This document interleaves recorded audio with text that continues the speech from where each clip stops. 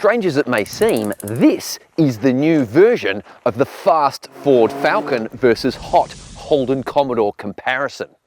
They might be lifted instead of lowered, and probably more suited to forest tracks than race tracks. But these vehicles are loud, they're aggressive, and they have plenty of Aussie DNA. Both want to put a smile on your dial, but which does it best?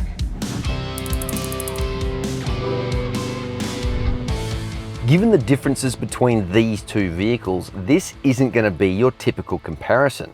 First, we're going to focus on what they do best, which is largely away from busy roads. But first, let's take a closer look at what makes these factory-backed, petrol-powered 4x4s proper rock-crushing beasts. Aussie engineering firm Premcar takes the standard Patrol TI and lifts it by 50mm, revamps all the suspension and fits new wheels with giant Yokohama off-road tyres, plus a bash plate, new bumpers, recovery points and a bimodal side exhaust.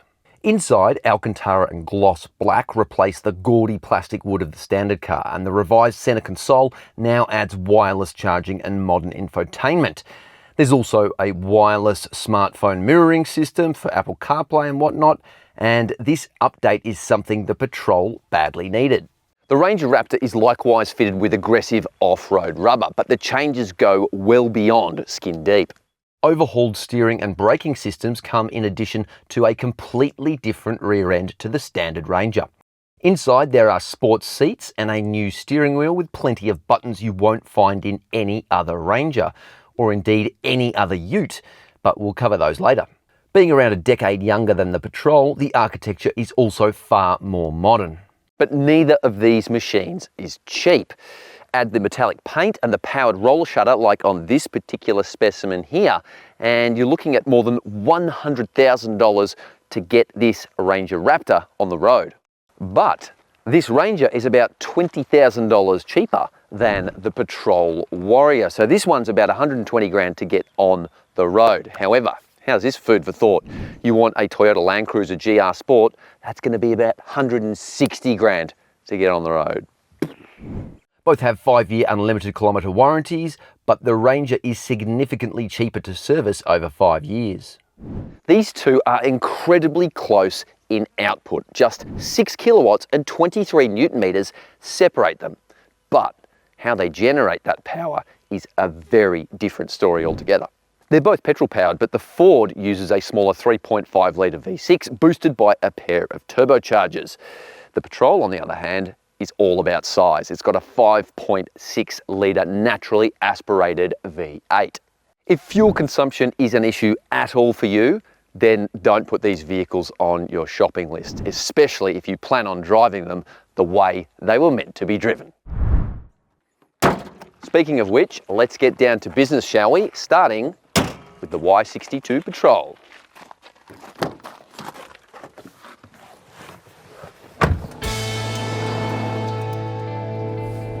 As mentioned previously, this Y62 Patrol is old. When this machine was revealed, Kevin Rudd was still the Prime Minister of Australia, and that was the first time round. Despite efforts to jazz up this interior, its age is still apparent in some of the materials, and the fact that this steering wheel only adjusts telescopically in and out and not up and down, that is very old school. And let's not forget that it has a foot-operated park brake, and it's a shame this wasn't based on the top-spec TIL model, because that gets heated and cooled seats and a little centre fridge there. You sit so high off the ground in this vehicle, it's almost like driving a bus, but also like a bus. There's about as much room in here as well. It's huge. You're never going to feel like you're constricted or a little too tight. And also the boot, massive as well. One area the Patrol hasn't aged though is the driving experience, although there is one caveat, this hydraulic steering. It's pretty heavy at slow speeds and when you're parking and doing 3-point turns and stuff, and it can get a little bit jiggly in your hands on some of these potholed and rutted dirt roads. But the rest of the drive experience, pretty good. It's funny that when this Y62 Patrol first came out, nobody wanted to touch it because of this thirsty V8 engine. But now, that is actually its biggest selling point. It makes an absolutely fantastic noise, but it does need a bit of a rev, which is kind of understandable when you're shifting 3 tons of mass. But that's half the fun with this beast. The more you rev, the better it sounds. Those side pipes are just divine. The thirst is, well, outrageous, but because you've got a 140 litre fuel tank, that's huge, it doesn't feel like you're using much fuel until you have to fill it up at the fuel pump. What's most remarkable about the Patrol Warrior though is its suspension. The base version is already pretty good, but the secret sauce is the use of hydraulically interlinked dampers. Yep, just like a McLaren or an Audi RS6. And Premcar's adjustments make it even better again. You can fly across speed humps at about 60 kilometers an hour and barely even feel them. It's almost like a giant rally raid SUV. And out here, it's soft enough to soak up all sorts of punishment, but with enough control that it doesn't feel unruly at speed. It's amazing how quickly and comfortably you can drive such a big vehicle on challenging terrain. And have I mentioned how good that V8 soundtrack is? So good. So good. But as impressive as the Patrol is, when it comes to this sort of environment, there might not be a better vehicle in the world than the Ranger Raptor. And yes, that includes the Bronco and F-150 Raptors. The Raptor feels completely different to the standard Ranger the instant you turn the wheel. It's more immediate, it's more precise, and it gives you greater confidence as a driver. Like the Patrol, these all-terrain tyres dig into the road and give you amazing grip on these loose surfaces. But, simply put, the Raptor makes better use of that grip.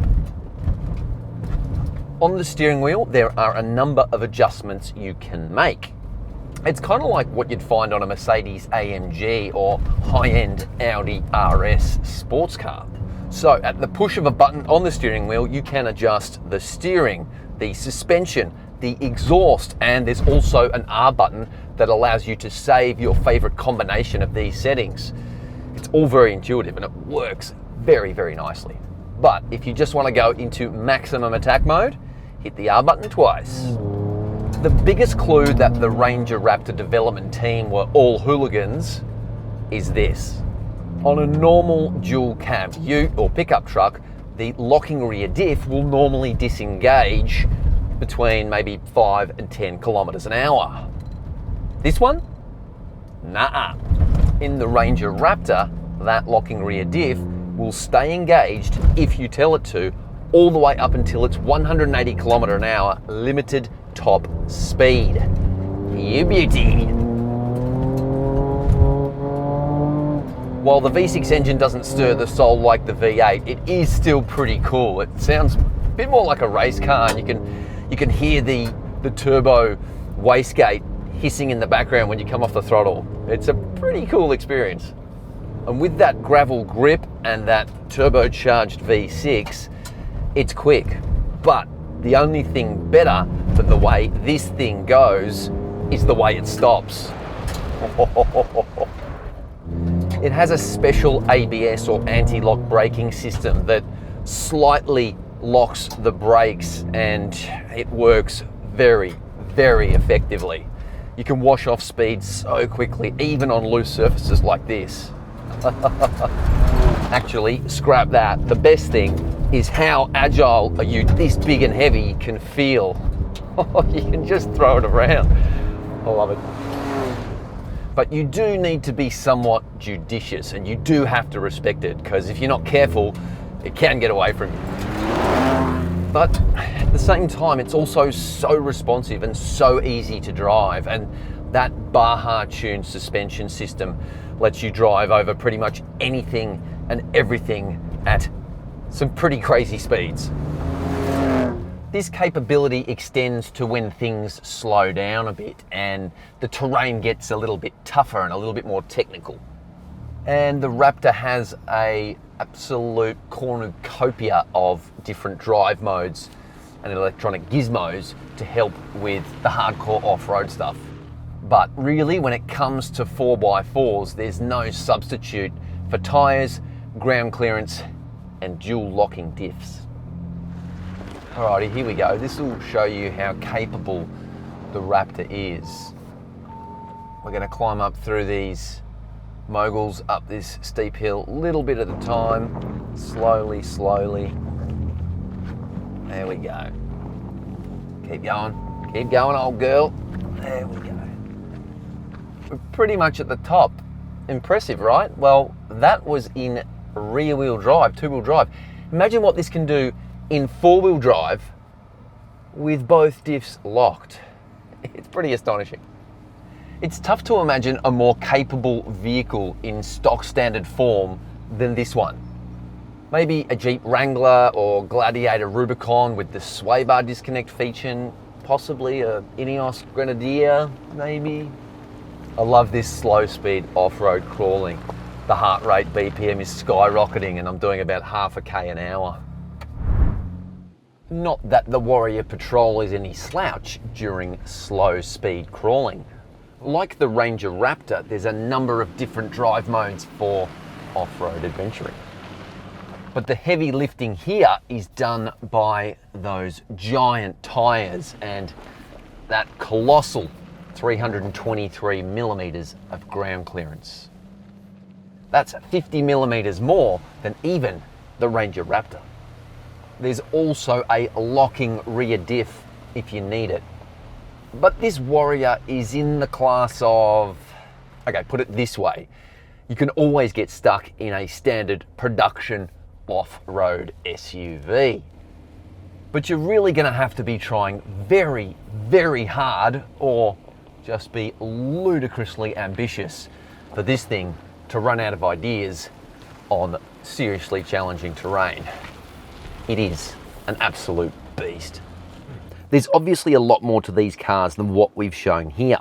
The Patrol is more comfortable on road. It can tow 3.5 tonnes versus the Raptor's 2.5 tonnes. Plus, it has a much bigger back seat and 7-seat flexibility.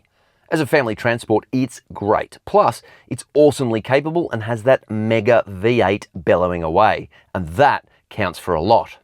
However, this comparison is about fun. It's about which car puts the biggest smile on your face. And that's the Ranger Raptor. There's virtually nothing else out there that can do what this car does. And the fact that it's developed in Australia makes it all the more sweeter.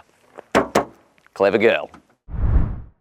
Thanks for watching. Hope you liked the video. Like, subscribe, all that stuff. And did we get it right? Is the Raptor the better vehicle? Let me know in the comments below. Easy. Easy. Or as Jar Jar Binks would say, oh, me so stupid.